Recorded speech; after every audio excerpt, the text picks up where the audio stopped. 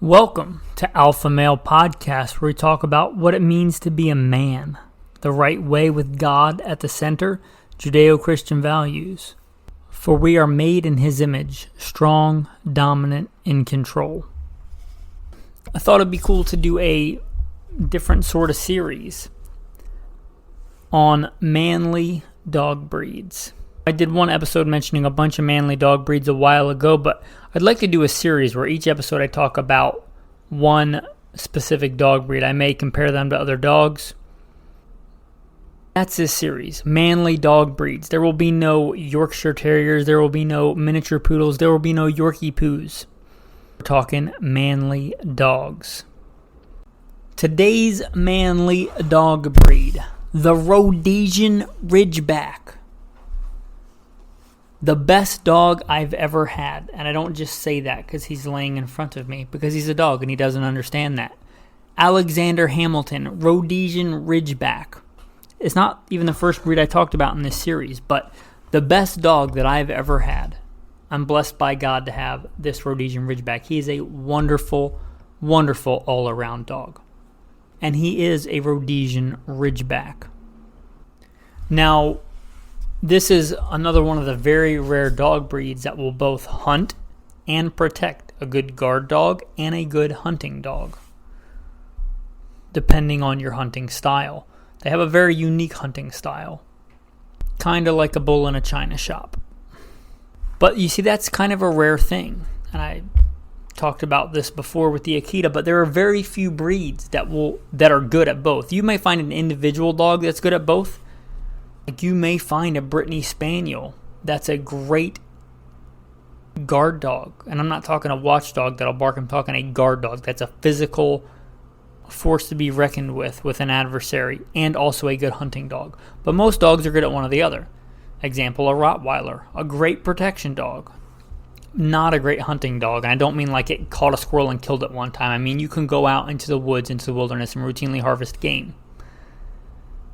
Likewise, a beagle. A beagle's a great hunting dog. My father raised beagles. Like I grew up with beagles. A home intruder's just going to punt a beagle if it tries to attack it, right? A determined home intruder. Not a great guard dog. Not a lot of dog breeds are good at both. It's a lot harder than you might think. The Rhodesian Ridgeback is. That's one of the reasons I like it. That was one of the things that I wanted when I got a Rhodesian Ridgeback. One of the reasons I got a Rhodesian Ridgeback, because it's one of the few dog breeds that would do both. My wife has never had a dog before, and which is kind of funny now because she is in love with Alexander Hamilton. She loves this dog so much. I do too, but it's nice to see somebody that's never had a dog that I had to kind of talk into getting a dog for years, but she loves this dog. I mean, like, really good with the dog, good at training, loves to spend time with him. Not just like she tolerates him, but she loves this dog.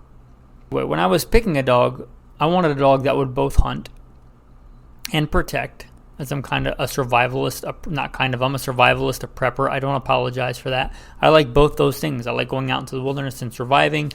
I like something to be able to protect my wife and things when I'm out doing stuff and I'm not home and he's at home with the wife or the property. I also want to be able to take him out in the woods and hunt with him. My wife also said no sheddy dogs. She didn't want a dog that shed. Now, all dogs will shed some. They'll lose some hair. I mean, you and I lose some hair. But you know what I'm talking about. Like, not a husky, right? Not a Malamute. A non-sheddy dog. He's a real easy maintenance dog as far as coat goes. So I settled on the Rhodesian Ridgeback, and he literally is the best dog that I've ever had. Now, some of that might be a combination of my wife's and mine training style. Part of that might be that since my wife had never had a dog, she wanted to go get professional training. So we went and got AKC classes. He's got his whatever star pupil AKC certification for being a really well-behaved dog. Also part of it is it's a really good breed, the Rhodesian Ridgeback. With that, let's go see what the American Kennel Club says about the Rhodesian Ridgeback.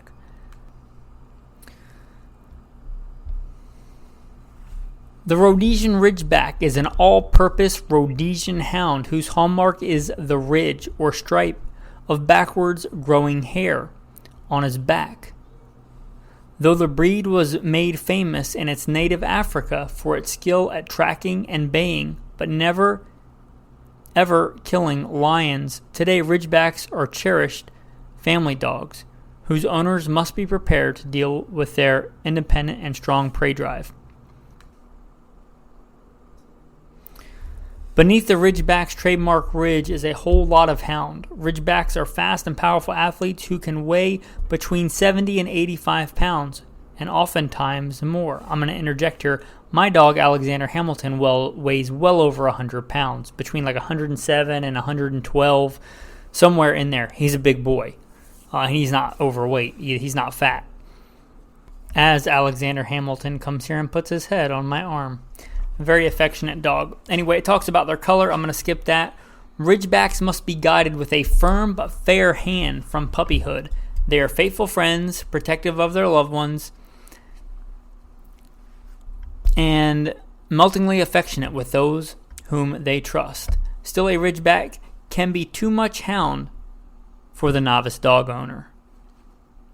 So, there's that. To recap a few things, they were bred to hunt many things, among which lions, which a lot of people really like. I do hunt with him. He has gotten at least 2 bear. I say at least because he's tracked other bear, but I pull him off before we actually tree the bear. But he's treed at least 2 bear. And he is a very fun-loving, affectionate dog, but he can also take on a full-grown bear and run it up a tree.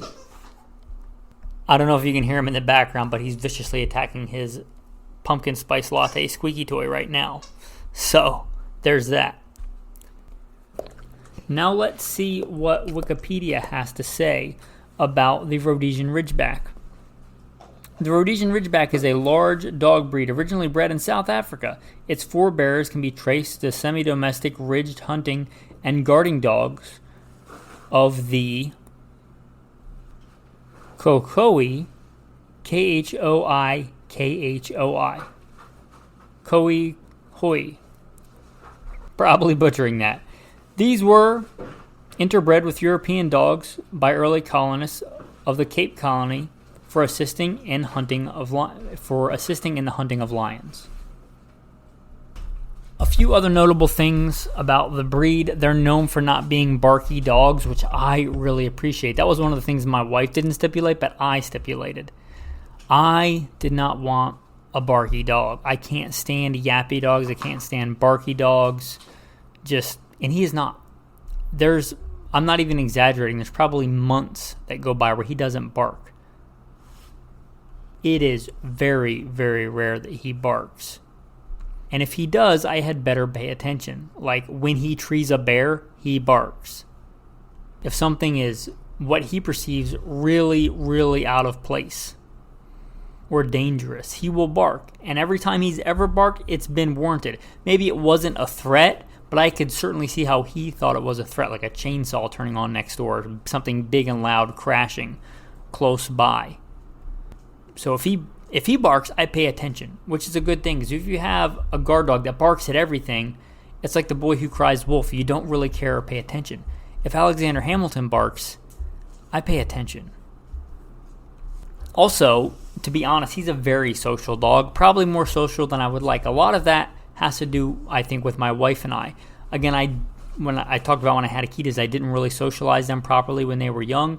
I think if you can over-socialize Alexander Hamilton, when he was a puppy, brought him around tons of people, brought him to the dog park all the time. So kind of his dog personality, when we were public, he's like, oh, hey, a person, do you want to pet me? I wish his default was kind of indifference. He does have a thing like if we're out walking and there's like somebody hiding around the side of a building at night or something like that, he's different with that. He'll actually point like a pointer. I don't know if all Rhodesian Ridgebacks will do that, but he will like point at the thing until I see it, and I say, okay, I see it, good boy. And he'll kind of slowly walk forward. But for just the average person walking down the street like a normal person in daylight, he'll like wag his tail and see if they want to pet him. I wish that his default was neutral, didn't pay him any attention. Maybe that's his personality, maybe that was us socializing him. But he certainly can be a very good guard dog.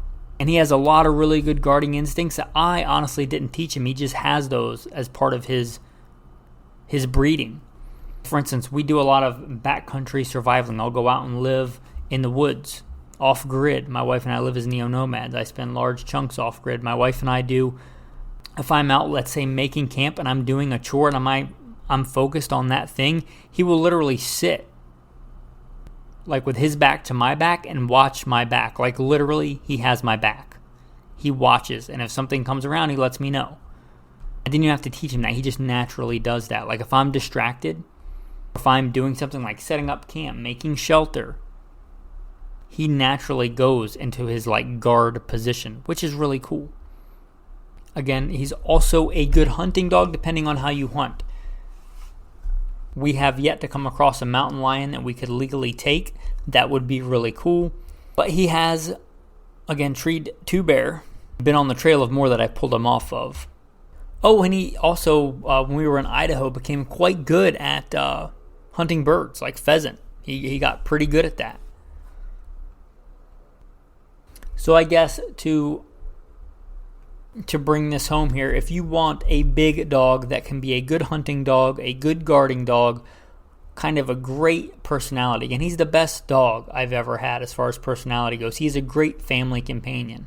He's great with my wife. He's a sweet dog that you're willing to exercise a lot. Again, he was bugging me a little bit during this episode. It's about time for him to go out and get some exercise.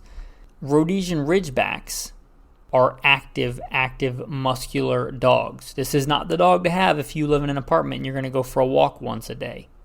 So be honest about that.